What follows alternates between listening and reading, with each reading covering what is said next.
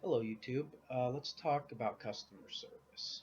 I've been in customer service related industries, retail, call centers, things like that for a number of years. You come to the point that each year I've noticed that customer service is lacking. It could just be poor training, but most cases it comes to the attitude of the employee. And you have so many issues.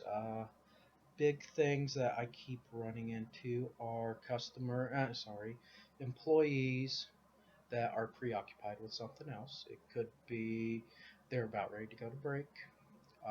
They are very far behind and they're stocking, facing things like that. Or, sometimes they just don't belong in retail or customer service position. And I just want to address this. It comes down to customers, I know, will forgive a lot of things unless you treat them bad. If, you know, they buy something and the product isn't necessarily what they thought it was going to be, they might be unhappy, they might want to return. That's not a big deal. The thing is in customer service, especially when you look at retail, is if this customer decides that they no longer want to come to my store, they no longer wish to buy any products from my company. They want to tell everybody about how poorly, my store treated them due to this employee. That hurts me. And people don't realize this. They need to remember, even the larger corporations out there, if they're not bringing in the money, then you're not going to have a job. And you need to keep that in mind. Every customer should be treated with respect. They should be treated friendly, as well as you need, and I repeat, you need to listen to what their needs are. I've had many customers that sit there and they don't know exactly what they need. They will go, well, this is what I'm going to be using it for. I don't know the part name. It kind of looks like this. And you have to run with it. Because if you sit there, make a huff out of it, and that customer decides, no, no, I don't want to deal with them. And even working retail, I understand that there's other things that can contribute to this. They might be running late for lunch. They might have been due out of the door half an hour ago, but got stuck stocking or with a different customer. It doesn't matter. It comes down to the customer has to come first. Like I said, if they do not spend money and your store starts to lose money, you're not going to keep your job. Because I don't know of anybody that hemorrhages money, but yet they keep their employees there.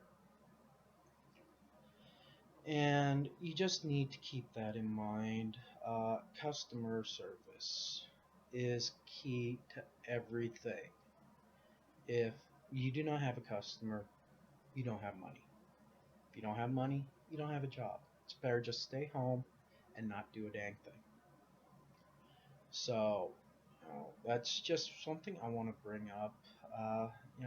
You have to listen to customers. It, and the key thing is make sure you know what they're actually saying to you. Take that moment. Don't be sitting there going, you know what, that sandwich that's sitting in the fridge. God, I wish I could have got to it half an hour ago when I was supposed to take my lunch. The customer knows this. They might not know exactly what you're thinking, but they know that you have, and they're thinking that you're thinking about something that has absolutely nothing to do with their issue. Get the customer taken care of, then proceed on to your lunch.